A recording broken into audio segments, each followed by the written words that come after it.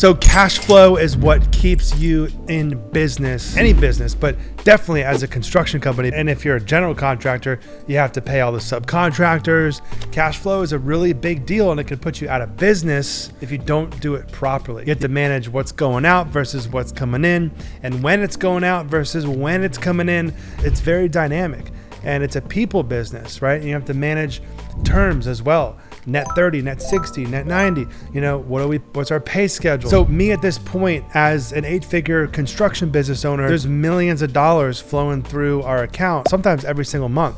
So it's really important to kind of manage all of this money movement and the cash flow of everything, right? With your vendors, your suppliers effectively. So let me tell you how you can optimize your projects and optimize your contracts. And so everything runs like a well-oiled machine.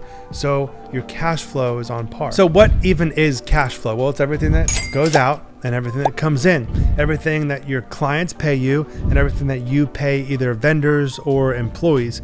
And it is important to note that there's the cash flow of your overall business, and there can also be the cash flow of your specific projects. So here is a real killer, and this is one of the main things that actually really hurt people as far as cash flow goes, and that's from the time you actually send the invoice and to get it approved and all these things and blah, blah, blah, depending on how big of a company that you're working for. Like I did a job for BMW one time, or Pepsi, and different clients have different payment terms.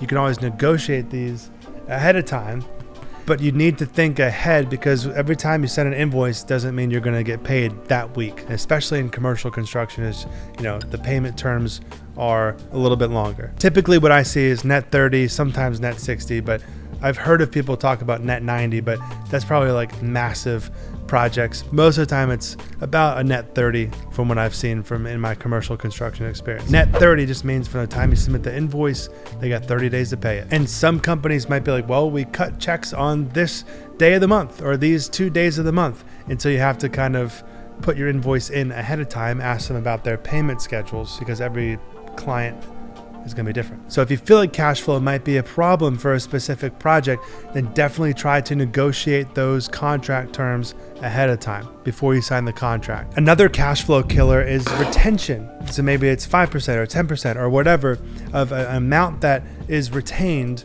on every bill, every invoice that you send. For example, if you're billing every 30 days or you're billing every time on the first and you complete $100,000 worth of work, but really you can only get 90 grand of that because of 10% retention, for example. I like to negotiate lower retention amounts, because if your retention is your margin, bro, you're working for free until the end of the job, So if you can't negotiate lower retention, maybe try to negotiate higher margins. Another big aspect of this is timing. Like say, for example, you're paying subs on a net 30, or paying your vendors, and you got to pay out for all your materials and all these things, net 30, but your clients are paying you net 60. That's going to cause cash flow problems. You want to try to make sure to line up the terms as best as possible for specific projects, because every client's going to be different, but try as best as possible, even if you can, to line up your whole company on the same terms. It's going to keep everything very consistent, even keel. You're going to know when money's coming in, and you're going to know exactly when money's going out, because you don't want to be the one financing the project. You don't need to be a bank, bro.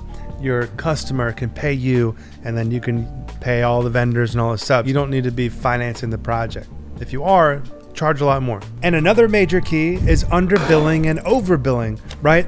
You really don't want to do either, right? So what these are saying is, if you do more work, but then you don't bill for that same amount of work, or if you're billing for more than work that you've actually done. So don't do this too much, but there are some strategies depending on the macro idea of your whole business and where each job is at, to front load and get a deposit.